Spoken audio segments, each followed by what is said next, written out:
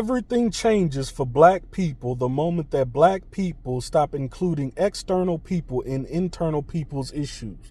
We're too inclusive, yet nobody is as inclusive as we are with us. The Asians and Indians come into our communities, open up beauty supply stores, liquor stores, laundromats, build their wealth, then move to the suburbs with the whites without even contributing a dime to our neighborhoods. Whites have learned that we are the gateway to success, wealth, and clout. No matter what organization they try to build, we are the gateway. And the moment that they attain that success, wealth, and clout, they leave us in the dust, and soon after the racism begins. To the men haters, all of the men that broke your heart and hurt you and cheat on you and put their hands on you, 98% of them were all raised by single mothers. As much as you want to blame all your problems in the world on men, as much as you want to point all your fingers at black men for everything wrong in your life, you unfortunately have to point all those same fingers right back at yourselves because you're raising all the men that you have problems with. You need to be asking, why is it that every man or a majority of the men you come into contact with all cheat on you? Why is it that you can't keep a man? Why is it that you can't get a man to stay loyal to you? Why is it that you can't get a man to stay committed to you? You can't spend your life pointing fingers at everybody in the world. At some point, in order to move forward, you have to look in that mirror and deal with yourself. And as for the women haters, same thing. You more than likely mad because the black girls in middle school and high school didn't like you. They treated you like a lame because you more than likely was a lame. And now a lot of you are making content aimed at trying to destroy and disrespect black women. That's cool. My only problem with that is for all the brothers that claim to love black women, real black women, not the men haters, real black women, we have to take action and stop this. Ain't no, as many women haters as there need to be an equal or greater amount of women lovers. We can't be out here in mass droves just pointing all the problems that we have at black women, just like they can't point all the problems that they have at black men. This is a team effort that y'all seem to struggle with. I don't know why y'all struggle with it so much, but y'all struggle with it. All of you, men and women, need to take a minute, look in the mirror, and figure out why it is that that girl keeps cheating on you for Ray Ray, and why it is that that man keeps cheating on you for Keisha. Let me give y'all a lesson for both of y'all. If you don't treat your man like a king, and if you don't treat your woman like a queen, more than likely, that individual is going to go out and find somebody that will. And even if that wasn't the case, there's always a chance, even if you do everything right, there is always a chance that you will get done wrong. That is the name of the game. There are no guarantees in life.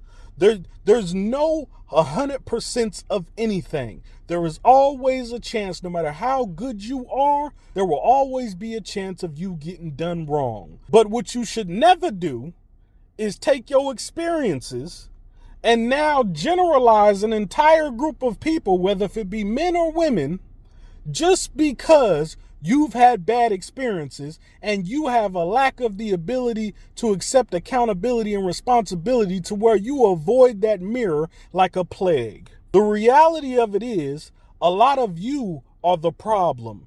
It isn't the one that cheated on you. Yeah, they did you wrong. They did a bad thing. But why is it that it keeps happening to you is the question. That says more about you than it does that person. And that person can be a bad person. I don't want to hear no trend. I'm so sick of these temporary trends that y'all do. Talking about, we crashing out for black women from here on out. No, we should have been crashing out for them. We should have been did that. Maybe if we'd have been did that, we wouldn't be living so subservient to this European reject now. But you're too busy rubbing shoulders, trying to cozy up next to massa. That's the problem. The problem is you find it better to cozy up next to massa and do business with massa as opposed to build your own without him. Because you're scared of what massa gonna do if you build without him. Because of the evidence that we've had in history, but you neglect the whole picture and just address half truths. The whole picture is those ancestors that built communities and organizations and businesses and everything, they had no guns. They had no defense systems. They had no way to defend themselves. They had nothing. Y'all have 1,000 times more resources now. You have 1,000 times more rights. You have 1,000 times more everything that they had then. So why is it that we are not prioritizing building our own food and agriculture systems? Why is it that we aren't prioritizing building our own defense systems? No, you know what you all prioritize? You want to fuck Keisha down the street. Oh, you want to fuck Tyrone down the street. Oh, you got to get these Jordans this Friday. Oh, you got to get that new purse this Friday. Oh, you hoping for that promotion. Oh, you hoping to move up that corporate ladder, Massa's corporate ladder, where he decides how much you worth and how much to pay you from what he thinks you worth. You all, on a daily basis, are conforming into a modern day enslavement. The European feels so non-threatened by you. Let's take Andrew Schultz, for example. Andrew Schultz threatens Kendrick Lamar with sexual assault. Why is that allowed to happen? All you New York gangsters, Blood, Crip, whatever you is over there, all you New York thugs and gangsters claim y'all so hard. Same happens in LA.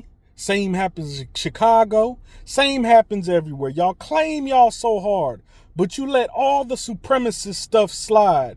You let all the racist stuff slide, but you ready to crash out and end it all on anybody that look like you. The sad reality of today's African American is you are all more slaves today than all of our ancestors were back then. They may have been shackled on the wrist, but your mind is shackled. Your emotions is shackled. Everything, every fiber in your bone internally is shackled to what they want you to be. A hypocritical, contradictory slave.